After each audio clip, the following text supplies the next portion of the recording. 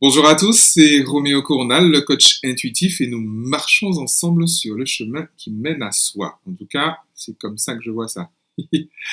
Aujourd'hui, nous allons parler amour et attachement.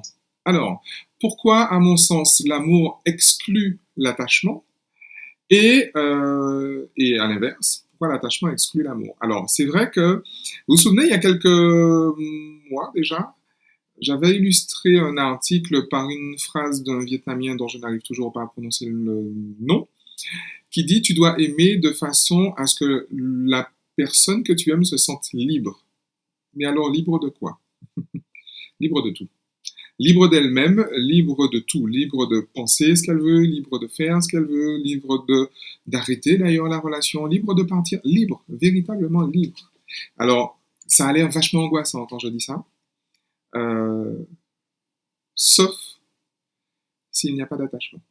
Alors, la première chose qu'on me dit très souvent, c'est mais non, Roméo, écoute, je suis attaché aux gens que j'aime. Je suis attaché à mes enfants, à ma famille, à mes amis, à mes amours, etc.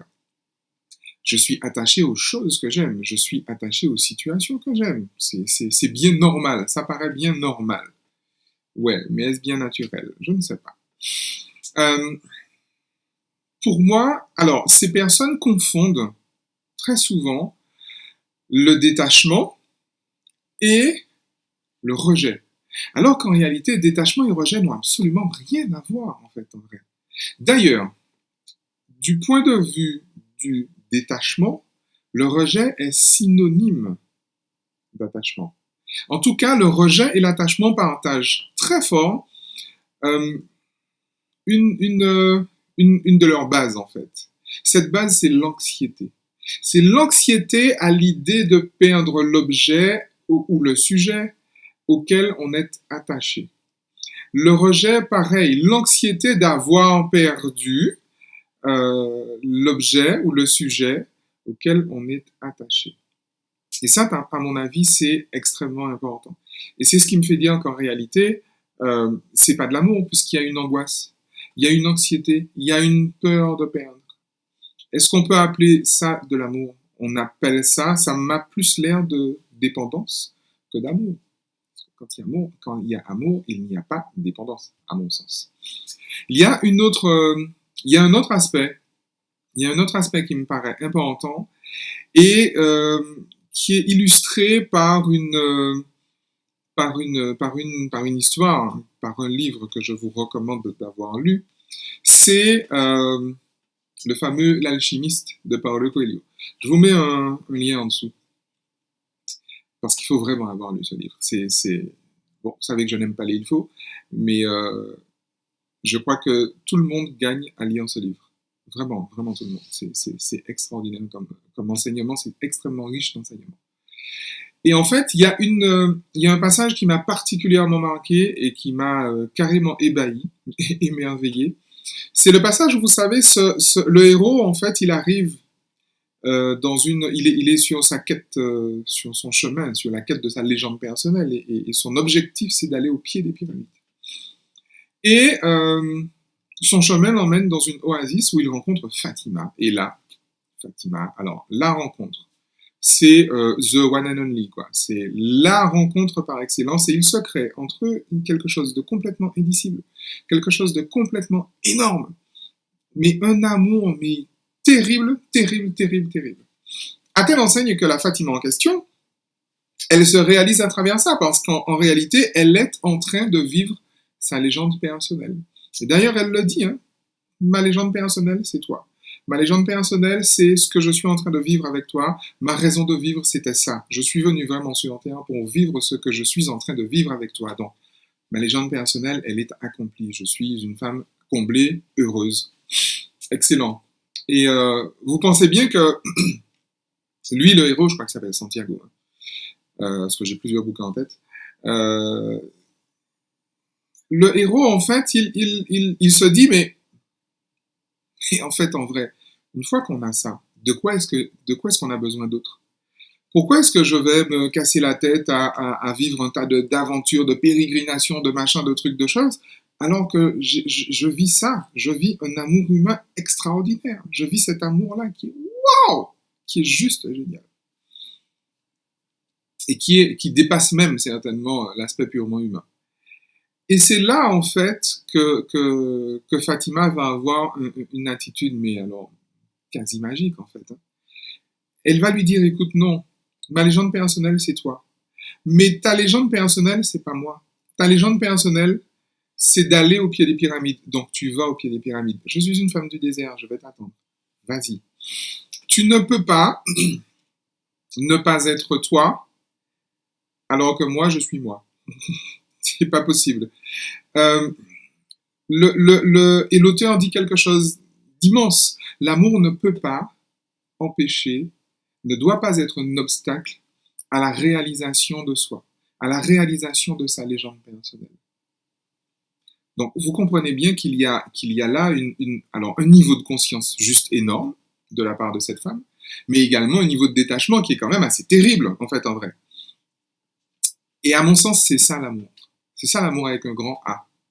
Parce que justement, comme j'aime et que je sais que je suis aimé, je sens que je suis aimé, bah, l'autre, effectivement, il peut y aller. Il peut s'accomplir. Et limite, c'est une façon de dire, je préfère que tu sois toi là-bas, que tu ne sois pas toi avec moi. C'est énorme. Ça a l'air d'être romantique, quoique, pas forcément.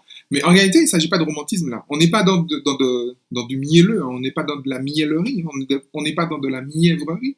On est dans de l'amour. Il y a une autre chose que, que, que ça me rappelle pour les personnes qui ont eu la chance, l'honneur et le privilège de suivre le programme en ligne La Détox Relationnelle. Alors, pour les personnes qui n'ont pas eu cette chance, je vous mets un lien en dessous ou dans le texte autour pour que vous puissiez absolument faire ce programme parce que vous gagnerez de toute façon à le faire. J'évoque une définition, ce qui est pour moi l'une des meilleures définitions en fait de l'amour, qui est donnée par Victor Hugo et qui dit aimer quelqu'un, c'est lui donner de l'importance à ses propres yeux.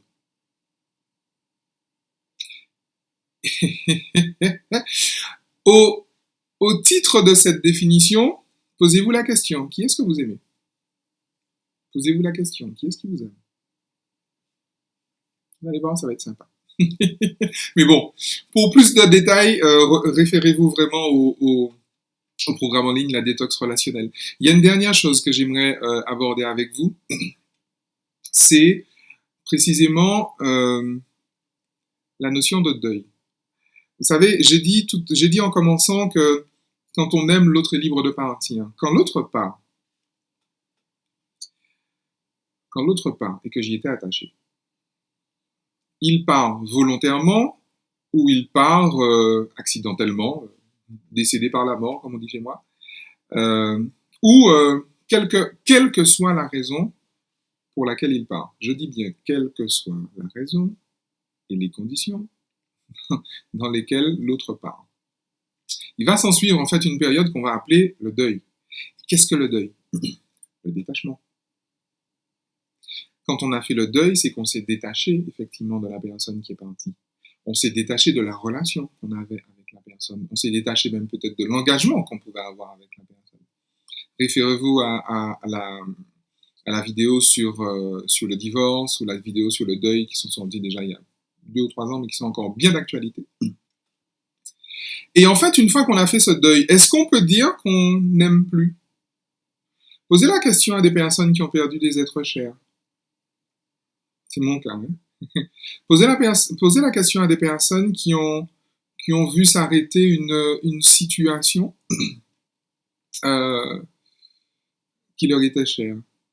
Posez la question à des personnes qui ont perdu un bien qui leur était cher. Et qui ont fait effectivement ce deuil. Hein, parce qu'il y en a plein qui disent « Ouais, le deuil n'est pas possible. » D'accord, si vous voulez, si c'est pas possible. Amen, c'est pas possible. Il y a des gens pour qui ça l'est. Mais les personnes pour qui ça l'est, est-ce que vous diriez que quelqu'un qui a fait le deuil n'aime plus l'objet de son amour? Ça veut dire quoi? Ça veut dire que l'amour est encore là. Et pourtant, il y a deuil, et donc il y a détachement. Donc, ça veut dire que l'amour et détachement sont synonymes. Hein? Ça fait un peu logique mathématique, mais et vous savez que j'aime pas mettre les relations en équation, mais dans le même temps, ça m'a l'air tellement naturel. Ça pour le coup, c'est du bon sens. Et vous savez que j'aime le bon sens. Donc voilà, c'était ma façon à moi de vous exposer en quelques points en quoi l'amour exclut l'attachement et en quoi l'attachement exclut l'amour et en quoi l'amour précisément euh, l'amour avec un grand A hein, est synonyme précisément de détachement. Autrement, il est synonyme de dépendance. Je vous laisse réfléchir à ça. La prochaine fois, alors, parce que j'ai pas perdu mon habitude des teasers, la prochaine fois, on va parler d'une très très grande période de détachement. On va parler de la fameuse nuit noire de l'âme. Vous allez voir que on va s'amuser. Écoutez, d'ici là, amusez-vous bien. Aimez-vous, détachez-vous. Ciao.